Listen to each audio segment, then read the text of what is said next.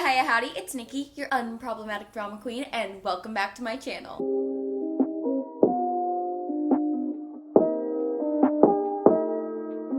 My chinchilla just went sliding. Yeah, if you hear some weird scurrying or pounces on a door, that would just be my chinchilla trying to escape.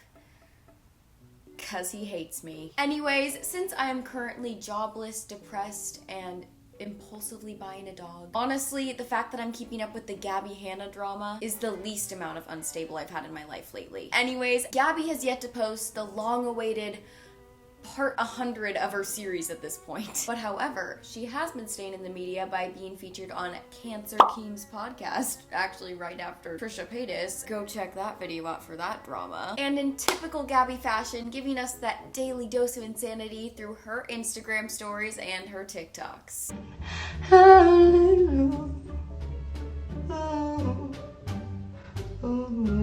I don't really have much to say about Gabby and her as a human in general and what she's doing nowadays, nor do I really care. If you know, you know, she a hoe. A little sprinkle of defensive, a little dash of victim shaming, a little bit of cat crazy stoner lady who sings to her walls every night because no one is actually going to listen to her music and the longevity of her career.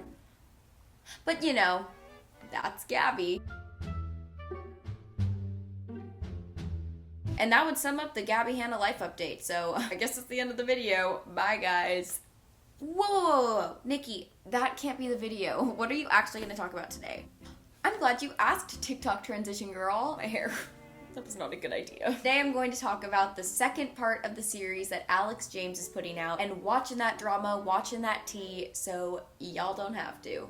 Though this one is actually a series you might want to watch. Alex is exposing all the ghosts in Gabby's closet. Literally, because that's actually part of the drama. I can actually sue you for. So, what are you gonna sue me for? Oh, Judge, he freaking told me there was a ghost in the hotel room. Put him in prison! All I gotta say was not only was I anticipating this series, but I was genuinely excited for it. Because unlike our unstable friend Gabby over there, Alex's tea exposing time management is not the runtime of a Disney feature film. If you like my face, feel free to like, subscribe, and hit that notification bell because you can join the fan bam and we're trying to hit 1,000 followers by the end of the summer, baby. Whoop woo! Anyways, let's get dripping, let's get sipping, and let's talk the tea because sister says a lot. Okay.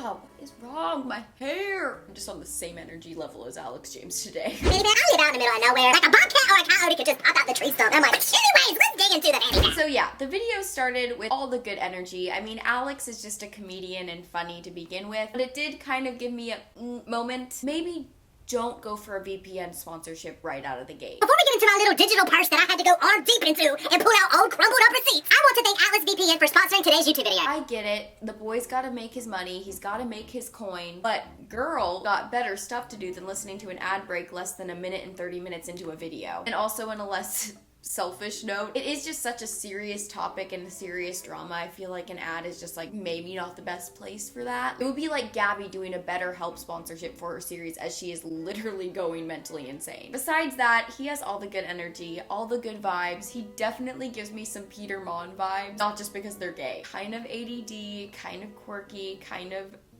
never gets to the point mentality. I mean, he literally goes into a video with intentions of exposing Gabbie Hanna and all the lies, and ends up getting sidetracked by a fanny pack less than 2 minutes in. Where's the fanny pack is here, and I do not play with my fanny pack. I always keep a knife in the back of my fanny pack. Do I have to blur this on YouTube? I don't use this on nobody. I do gotta say, I like the vast difference between Alex James and his approach towards this whole context and literally everyone else. Everyone has had this serious, dark demeanor, which I mean, I get it, it's like a serious topic. But Alex is just vibing. He's like, this has gone way too far. I'm just gonna party in the USA, baby, and say my story. I mean, yes, I think he definitely is done with the situation. I think he's definitely done with Gabbie Hanna. He just copes with comedy. I can relate. And then he points out the whole point about the therapist, which I just think is so true, so spot on. Gabby, you thought. Something that I want to point out is when I showed the clip in part 1 where she's literally telling this lady, yeah, I don't tell my therapist the truth. Some of y'all were like, well, yeah, I didn't really tell my therapist the truth. Okay, but I'm pretty sure you didn't then go on the internet and completely lie and twist and manipulate whatever you were not telling your therapist. Again, that was taken January of this year. Lots of us do not tell our truth to the therapist. There are many, many appointments where I was a little piece of crap and said nothing that was true to them. However, but biggity ass butt. The fact that Gabby went and lied to the internet right after she lied to her therapist and switched the stories to every single person that she ever made contact with is stupid. And like, yes, we kind of already knew that she's a liar, but this just solidifies it like 10 times more. In that video, she decides to say this. And there was a time when you kind of disappeared from social media. What was like the final straw that made you say, you know what, I'm going to take a break? There came a point where there were so many lies. It was just like a frenzy. So I was like, okay, I can continue to do this. I can put all this out here, all of this incredibly personal information. I can drag these people all back into it with me, or I can make the choice to remove myself from the situation. But not even 3 months later, that is exactly what you did with this series. I can either just leave the internet or just take everybody down with me. And I don't want to do that. And then he goes over the whole mental breakdown point that Gabby was using about her famous video on bullies. And that is what toxic abusive people do, is they will deflect onto you as hard as you can. Point the finger, pull the trigger, throw them off your trail, you'll get yours even. And this point honestly just confused me, but this whole drama confuses me, so what's new? But I'll try to explain it the best this idiot can. Basically, the fact that she said it's a mental breakdown, but she still stands behind the lies that are actually truths to her in said mental breakdown makes no sense, as you can imagine, and pretty much just defeats the purpose of the whole making that an excuse because it's a mental breakdown, but it's actually truths in her weird, convoluted mind. I love how she refers to that video of the high school effing bullies that she has said herself was her mental breakdown. And now y'all have heard me, I have accepted that as her mental breakdown. But what I said is, okay, if I'm accepting this as your mental breakdown, then you need to accept the fact that what all you just said is absolute trash, so it needs to be rebutted and tossed into the trash. But what has this girl now done? She still, to this day, stands behind everything she said during her mental breakdown. And isn't it also just so funny? The day that she released that podcast was the day that her and Jesse had that 3-hour phone conversation. The fact that literally the day she had that mental breakdown and was the day that she made Jesse do the freaking terrible manipulative phone call that was, God forbid, 3 hours long is information that shocked my core. And I gotta say, I really loved the point he brought up about the flip-flop and apology that Gabby is always doing. Like, Gabby be hopscotching like a little 5-year-old on a playground. See, what blows my mind is you knowing the stuff that you have done, because baby, I would be getting into it. But out of all of that, you want an apology from Jesse. And then you say, I don't want an apology. But then you go back and say, I want an apology that this never should have been brought to the internet. It got brought to the internet because you wouldn't stop. Literally every other day, Gabby goes back and forth between being an independent woman who don't need no parking validation to doing on TikTok and calling the whole world her narcissistic, abusive bullies. I also just gotta okay, focus. I also just gotta point out the iconic roast that this man, nay, this queen, is dissing out in this video. The crazy train has left the station a few times, and you had 4 tickets and missed every train through that 3-hour phone call and that little YouTube video that she posted where she was looking like Joe Exotic and Carol Baskin had a baby. Okay, sitting on that ugly green couch. Yes, honey, I will be reacting to that. I mean, I think at this point we should just all do a collective Gabbie Hanna roast session in The Office style fashion. Boom, roasted. Boom, roasted. Boom, roasted. And then, oh my god, I am so happy he does this. Alex goes for the Gabby stands. We have the box of projections that she's gonna pull from, which her stands have already done, which I'm gonna be coming to the stands. Yes, you could say they've been manipulated by Gabby and her lies, but they are not innocent in this situation. Like, yes, they aren't rape apologists, but they are supporting a rape apologist and not denying that she isn't one. Oh, you stand. You are the type of people that root for other people's downfall. You and Gabby are the type of people that have yet to learn that you don't have to like somebody, you don't have to have somebody in your life anymore to still wish them happiness and the absolute best on all of their endeavors. For some reason, there's just been this free pass that are given to these ride or die stands who, for some reason, cannot admit that their leader is wrong. Oh boy, could this get political. The fact that they act like they're little Albert Einsteins and know everything about Gabbie Hanna and her life, and the truth is BS considering I'm pretty sure Gabby doesn't even know what she's talking about. I'm drama seeking, right? I started drama. I just want attention.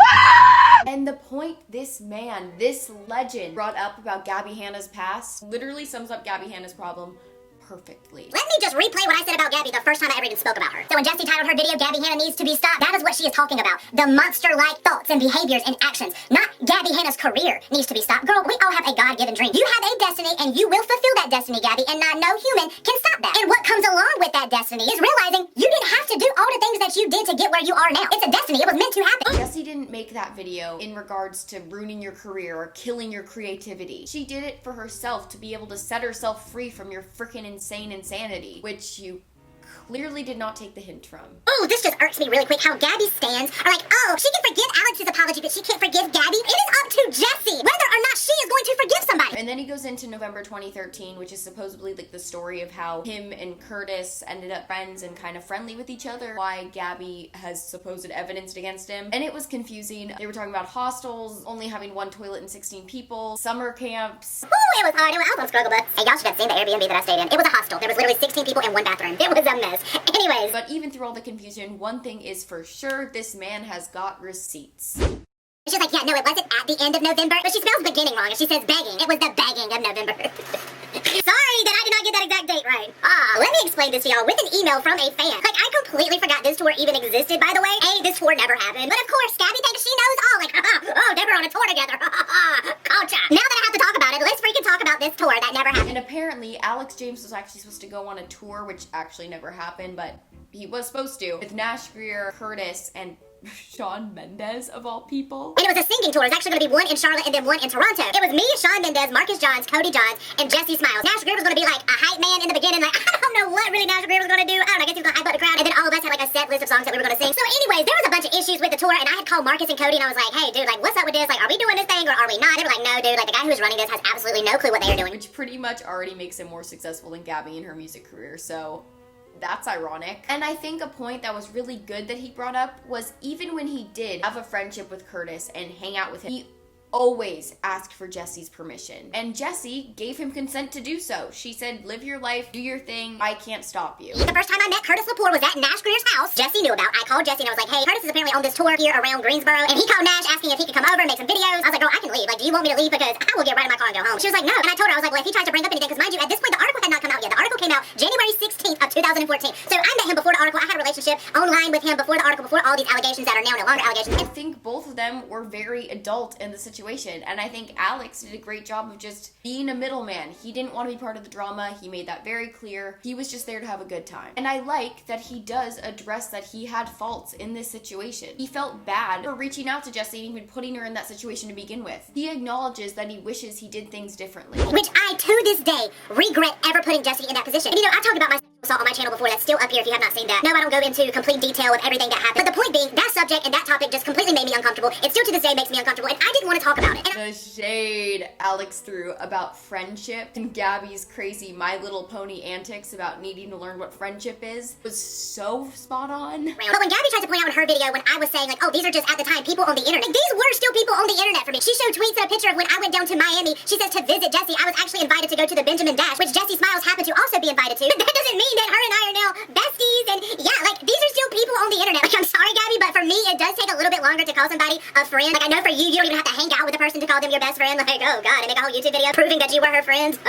He has the right to say that him and Jessie were not besties right out of the gate. You are allowed to have acquaintances before you become friends, especially with people on the internet. I mean, if there is one thing we learned from this situation, it is that you truly never know when someone you meet on the internet is Coco for Cocoa Pebbles.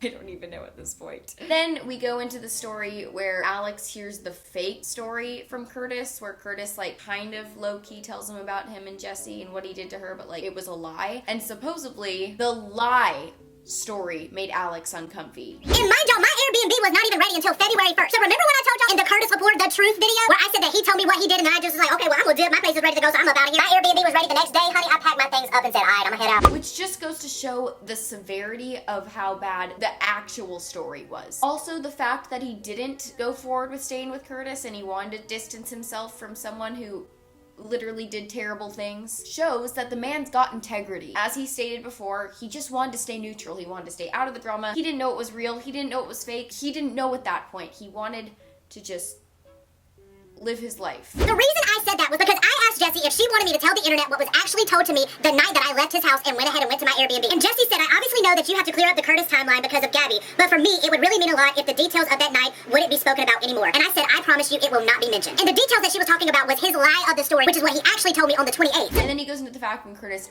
actually told him the story about how he literally Jesse, and Alex had this giant weight on him, being like, oh my god, I have literal blackmail against you. And even with the blackmail against him, Alex could use in the court of law, Curtis decided to go around and just start talking trash about Alex like a little frickin' gremlin in the night. And with full tears running down his face, he told me what he did. Now, 1 month later, on Saturday, May 24th, 2014. Now, this is exactly 1 month after, mind you, that he told me what he did to Jess. Well, this other guy, I cannot remember his name, but he was also part of the influencers. He comes up to me and he was like, hey, dude, I don't know what that guy's name is with the tattoos, but he has gone up to every single one of us and has talked straight crap about you. I look back and I make eye contact with Curtis as I'm pointing. I'm like, you talking about that dude right there? And this is just such snake behavior. Curtis and Gabby got the same freaking Joker brain going on, with both of them thinking they're these crazy masterminds who just like are one step ahead of everyone when they're literally just lying assholes. Next, Alex goes into the fact that him and Gabby kind of bonded over dissing Mike Tyson's mansion at a party. The exact. This is the weekend that I meet Gabbie Hanna. A bunch of influencers were invited to the former Mike Tyson mansion, and let me just say, y'all, that was the most gaudiest mansion I had ever seen in my entire life. Like, everybody in there was like, oh my god, like, can you believe that Mike Tyson built this himself? Like, he designed everything. And I'm like, yeah. I totally can believe that he did that. That was actually one of the things that me and Gabby bonded over. We laughed about the structure of that mansion literally until 5 in the morning. At said party, Curtis shows up, which is a big no-no, considering this was right after he actually got, sentenced. So Alex went to the bouncer and tried to bounce him out of there real quick. So Curtis Lepore decides to show up to this party. Mind y'all, this is exactly 1 month after I just tried to drop kick him on Bourbon Street. I go immediately up to the front where people were getting their little wristbands, and there was this girl whose also name is Gabby, but she was in charge of, inviting influencers and all this other stuff. And I was like, baby, I don't know if you knew this, but Curtis Lepore is here, and honey, these are the things about Curtis. Yeah, he don't need to be here. Gabby actually going to Alex and being like, hey, where's Curtis? And wanting to defend him and say, I'm so sorry for what you're going through. As I'm walking back into the house, Gabby is coming out, and she's like, kind of frantic. She's like, hey, have you seen Curtis? And I was like, yeah, I just got him kicked out of the party. She was like, what? Dude, no, like, I wanted to go up to him, and I wanted to tell him that I'm sorry about, all the stuff that he's going through, and I stopped her there, and I was like, because maybe she don't know. I was like, Gabby, come here. So Alex, being the good friend that he is, basically sat down Gabby and gave her a whole little rundown about all the no-nos that Curtis did, and how him and Curtis are just, like, not on the best terms. So we went by ourselves and sat by the pool, and I told her to tee of everything that had unfolded from January up until this point. Gabby already knew I won't friends with Curtis, and I won't effing with Curtis at all. So for her to sit here and say everybody was saying that Curtis was a good guy, even Jesse's friend Alex. Gabby, the first time I met you, I was getting him kicked out of a party, and then I sat you down and told you all the mess that had unfolded. And the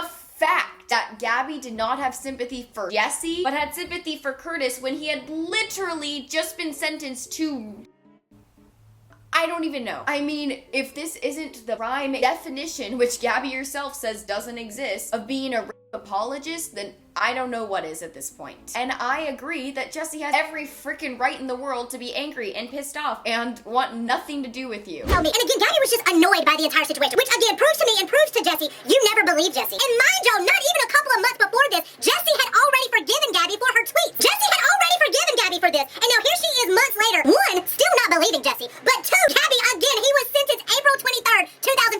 And then here you are 2 months later trying to get in contact with him at a party to tell him you're sorry about all the stuff he has gone through, and you still, to this day, don't know why Jesse has not forgiven you? Now, the TMZ article is just another chef's kiss great point that Alex brings up about the fact that Gabby went to TMZ. She went with the drama. She went with the intent of spilling all the names she could in that article. Where Jesse, on the other hand, went to TMZ with hopes of stopping the drama. They were the ones who started the story, and she wanted to crush it. And then you said, I mean, seriously, if she didn't want attention, like, why would she go to TMZ? And I told you then, that is not what happened. Somebody called TMZ and leaked the story. TMZ then contacted Jesse asking her to make a comment on it, and she begged them not to run that story, and they ran it anyway. Now, Alex is going to leave us on a cliffhanger. We got some more tea for next time, but that's just more content for me. He does go over that after Gabby was kicked out of Alex's house because he didn't want to deal with her anymore. Where did she run to? Oh yeah, her abuser Jesse's. A cliffhanger, but this story leads right into the part 3 of why Gabby has no friends, because when I kicked her out of my house, which we will be getting into that in that video, guess whose place she goes to? Yes, Jesse smiles. And then he goes over the manipulation that years later Curtis did to him. A phone call or a text message from Curtis, honestly, I do not remember. He might have even called me and then I didn't answer, then he sent me a text message. Regardless, he claimed to be reaching out, which now I know why he was reaching out, but this is how it went. He claimed to be reaching out to apologize to me for all the things that he had said about me, for calling me a faggot, for spitting at me not only once, but twice. Then he followed it up by telling me this video idea that he had been wanting to film, but he didn't have a gay guy to play the role. But what I I do know is that I just never even should have seen in the video, and I just was not realizing about just the manipulation idea behind it. And then future Alex comes in and gives us a brief little update because Gabby, like Trisha, has just been going on every podcast trying to save her ass like no tomorrow. And he talks about the fact that Gabby's little story of truths has changed once again. From Alex hitting her and being an abusive gay best friend to now just threatening to hit her. Okay, y'all, sorry for this random insert, but I did not want to wrap up this video without including this. Let me just play some clips of what little Miss Gabbie Hanna has to say. I was actually living with Alex James, and he threatened to hit me. So then I called Jesse. So now, I did not physically harm you as you claimed just a few weeks ago, mind you. Now it's that I threatened to hit you, so you packed your things and went to Jesse's. Sounds like to me somebody watched part 1 and heard she can get her little butt soon. And as Alex says, this is clearly just a way to save her ass from any lawsuit that he has full right of giving to her. Because if you didn't know, saying that someone hit you when they actually didn't is suable. Get her little butt soon. But I'm sure in true Gabby fashion, that story is going to change as well. And like, wasn't the whole foundation of your friendship basically you guys reconciling the issue you had earlier in the year? Yeah, I had tweeted something the day the article came out, tweeted and deleted, and then I walked up to her at a Vine meetup in 2014. So lie number 1, you did not walk up to her at a meetup. You were in a hotel room. You texted Ginger Weston because it was her hotel room, and you asked if you could come in. Ginger asked Jessie if she cared because Ginger and everybody else that was in that hotel room knew and saw what you said a few months prior. After an hour of you being awkward as crap in this hotel room, and mind you, Jessie was beyond sweet to you, but she could have been an absolute cold bitch. You went up to her and apologized. I am going to put that apology in air quotes because, baby, you cannot do all the things that you have done, and that had been a genuine apology to begin with. But you went up to her and apologized for the things that you had said 2 months prior. And then you lied. And then the whole story goes over at 29 minutes. Honestly, is so convoluted, and my brain just couldn't take it at that point, so I'm just gonna let him explain it. So lie number 1, you did not walk up to her at a meetup. You were in a hotel room. You texted Ginger Weston because it was her hotel room, and you asked if you could come in. Ginger asked Jessie if she cared because Ginger and everybody else that was in that hotel room knew and saw what you said a few months prior. After an hour of you being awkward as crap in this hotel room, and mind you, Jessie was beyond sweet to you, but she could have been an absolute cold bitch. You cannot do all the things that you have done, and that had been a genuine apology to begin with. How do you intertwine things so much and then confidently with your whole chest, as you like to say, present it as if it was a fact? Oh my god, he goes into the fact of why Gabby thinks Jesse's a bad roommate and all the stories and tea she has against her. Oh man, this man goes in. And then I fucking came and helped her clean up the apartment that he fucking trashed. Yeah. And then I stayed with her again after that. Like, Really quick, the way Gabby tries to describe Jessie just infuriates me to no end. Now, what Gabby said about the guy cheating on her, yes, that is actually true. He cheated on her in her apartment while she was in Paris. Jessie got in touch with Gabby because she knew that Gabby knew who this guy was because Gabby and this guy already had beef. Gabby is the one that offers to go over to the apartment and kick him out, mind you, because she hated this guy to begin with. So it was not in some, oh, I'm a best friend to Jessie. It was in vain to that guy. The bars he spits, the points he periods is iconic. Actually, the best thing that y'all can do is when you go back and watch her series, just put a mirror up to the video, and the whole series will make sense at that point. Everything that she is saying about Jessie and about other people, that is actually what she needs to be and is saying to herself. The fact that Gabby threw out this cheater who was staying in Jesse's house, not because she was just being a good friend and a wholesome little saint, but because she already had beef with him herself and she just didn't like him, goes to show where her head is at. And shows how she's, dare I say,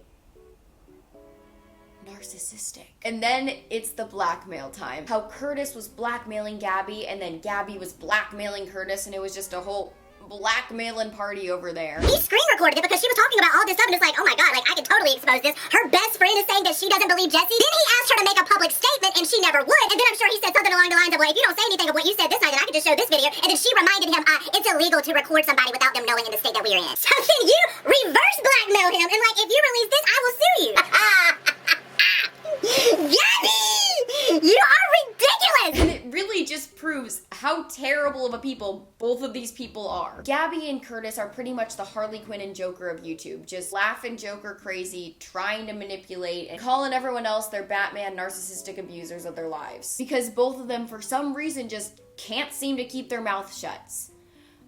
Or their pants closed. That might have been too soon. And the last point, the big mama, the huge shabam, is that Gabby says she could never be a rape apologist because there's just not a set in stone definition. That, on the phone call, the 3-hour phone call, Jessie read the definition of apologist to me, and it's an urban dictionary, dude. There's not even there's no real definition. It's not a real fucking word. So now, you were never a apologist because that word doesn't even exist. But you still to this day want to claim, I apologize. Just because you say the words, I'm sorry, does not mean that is an apology. Oh my god.